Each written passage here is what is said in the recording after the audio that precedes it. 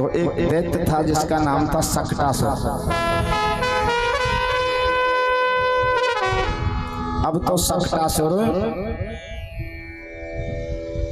बुला लिया गया और कह दिया गोकुल में चले जाइए और नंद यशोदा के वहां एक लाला हुआ है उसको समाप्त कर आइए।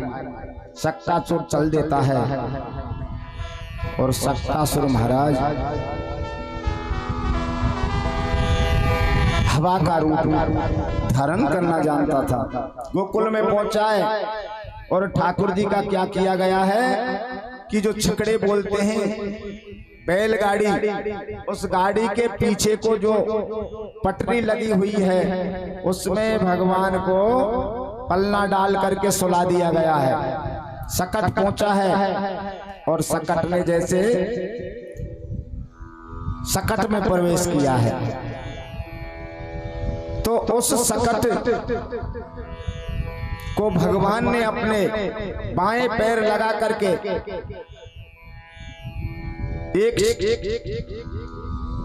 प्रेशर से ऊपर उठाया उस छकड़े को।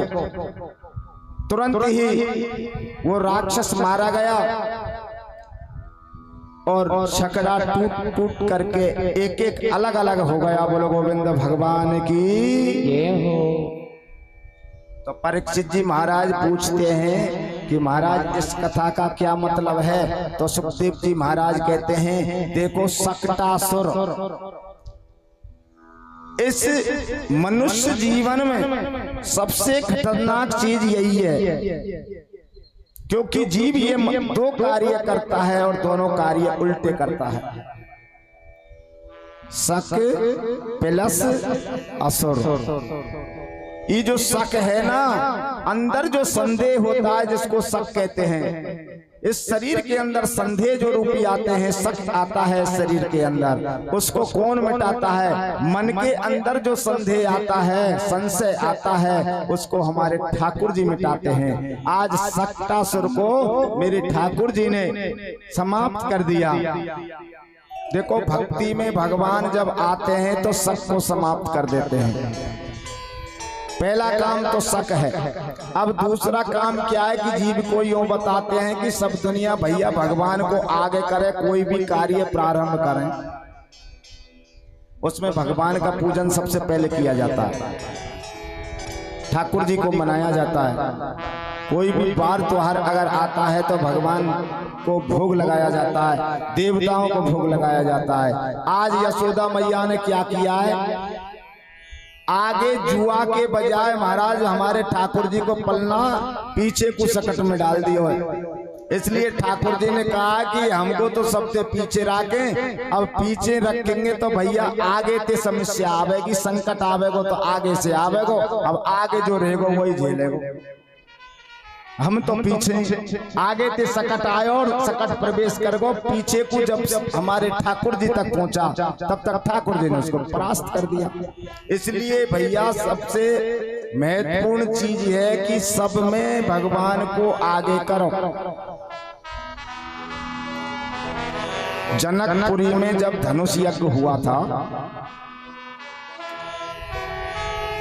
धनुष यज्ञ जब हुआ था, जब जनक ने प्रतिज्ञा सुनाई अपनी कि इस धनुष को कोई उठाइए, जो भी बलवान है भूमि पर समस्त राजाओं में से कोई भी उठा सकता है।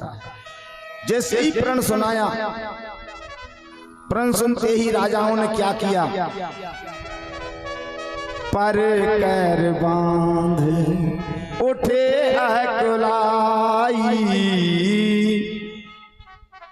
चले इष्ट देवन सेरनाई। अकला करके उठे, परकर बांध, कमर में जो वो बांध लेते हैं नहीं तो पट्टा कमर के अंदर, कोई भी कार्य आदमी करे, यहाँ मानो कि कोई पहलवान वगैरह हो और कुश्ती के लिए मैदान में उतरे तो परकर बांध ले, उसमें अपनी कमर में दुपट्टा बांध ले। सब राजा परकर बांध करके उतर पड़े मैदान के अंदर और अकला करके उठे, शांति ते नहीं उठे, अकला करके उठे कि हम तोड़ेंगे धनुष को। लेकिन एक काम गलत किया उन्होंने, चले इष्ट देवन सेरनाई, चले इष्ट देवन सिरनाई।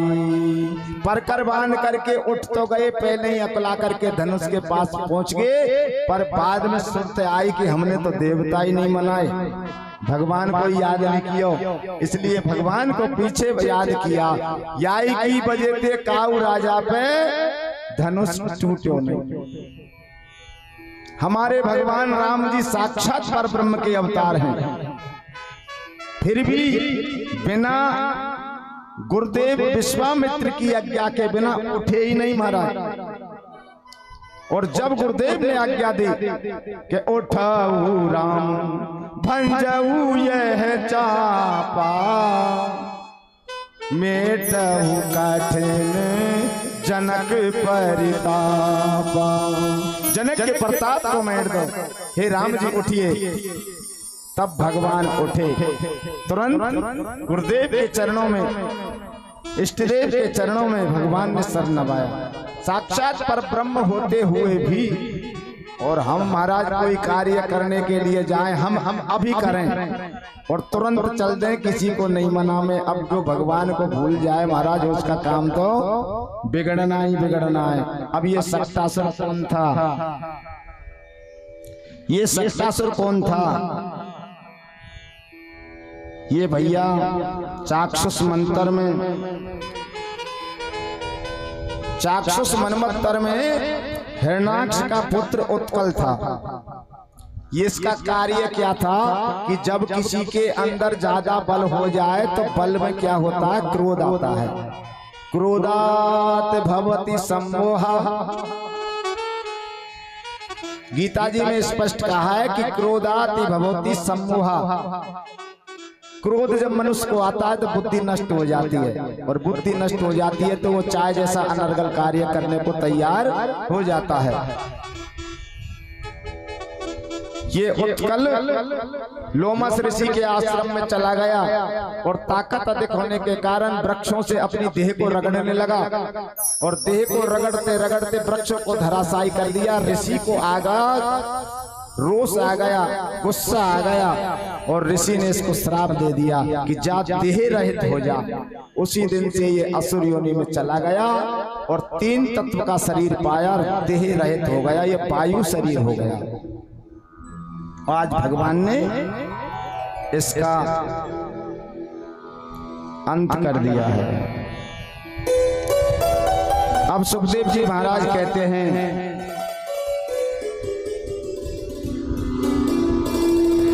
कि भगवान ने तृणावर्त का भी उद्धार किया है, क्योंकि जब मनुष्य भक्ति करता है, भक्ति के बाद में विश्वास भी आ जाए, विश्वास के बाद में ये शक भी आ जाए तो सबको भगवान खत्म कर देते हैं। उसके बाद में काम परेशान करता है, काम सताता है, तो भक्ति में काम नहीं टिकने देता, तपस्या को काम छुड़ाना चाहता है। तो काम का रूप है तृणावर्त, और तृणावर्त का भगवान ने उद्धार किया है। इसलिए इसका सारांश मिलता है तृणावर्त का कि काम अगर जीवन में धीरे धीरे चले तो सृष्टि में सहयोग करता है, अगर तीव्र गति से चलेगा तो इस शरीर को नष्ट कर देगा। इसीलिए ये तृणावर्त आंधी बवंडरों का अधिपति था, और ये आया कब? गोकुल में आषाढ़ के महीना में। इसलिए उसी दिन से आप देख लो, प्रमाण के लिए कभी भी प्रत्येक वर्ष आंधी बवंडर आएंगे, तूफान के साथ में बरसात आवेगी तो केवल आषाढ़ के महीना में आएगी, दूसरे महीना में बरसातों में कभी आंधी बवंडर नहीं आएंगे। इसलिए इसका भी भगवान ने उद्धार कर दिया। बोलो गोविंद भगवान की।